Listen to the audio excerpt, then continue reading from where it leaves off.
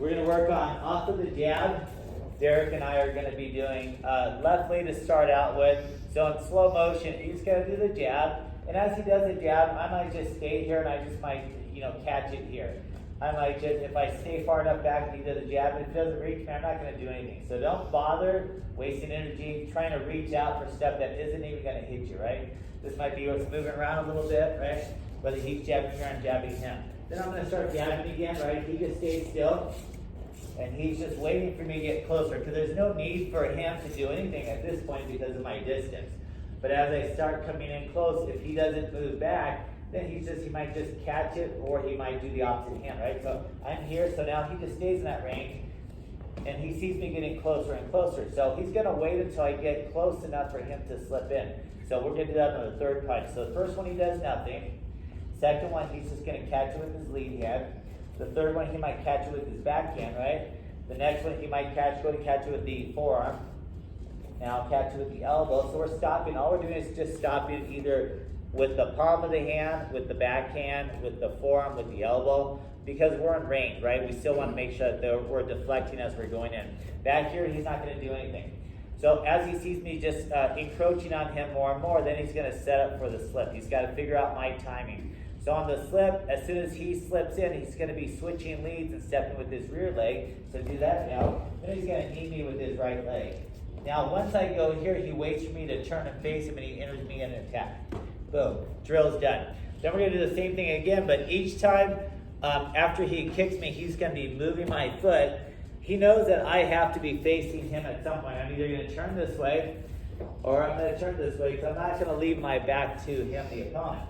So he's going to wait to see what my reaction is. Am I going to go clockwise or counterclockwise? Am I just going to move back or forward? And he's going to be ready for me as I turn toward him with either a kick or a punch or a knee or whatever. So again, right now don't do anything. We're too far away. Now do a catch. Now do a forearm or elbow deflection at some point. And then after that, I get in close enough for him to slip in. He's going to slip in. He's going to knee me, move back. As I turn, he's ready for me. So the whole point is you don't know what you're going to do after I've kneed him, because when you knee him back here, it's going to move his foot and his placement's going to be displaced. So at some point, I've got to turn around this way or turn around that way. Let's do one more setup. Let's go to switch leads just for a practice on the opposite side. So we'll have you do the slip on the fourth one. So 1, 2, 3, 4. There's the slip in on the next one. Boom. There's the knee. Then he's going to wait for me to turn, and there's either a punch coming at me or a knee or a kick or whatever. Okay, same thing. We'll turn around over here. Let's just circle a couple times. You're going to be jabbing. So jab and move, jab and move. I just kind of keep my distance, right? But if I want to do a slip in, or I'm running out of room to move around, then I might have to do some catches as he's coming in. I might do an elbow deflection, and then at some point I can slip in here. And then from here, I could punch him, but we're going to choose to do the knee. I'm moving him away, waiting for him to come in, and I'm going to do my attacks or whatever I want to do from there.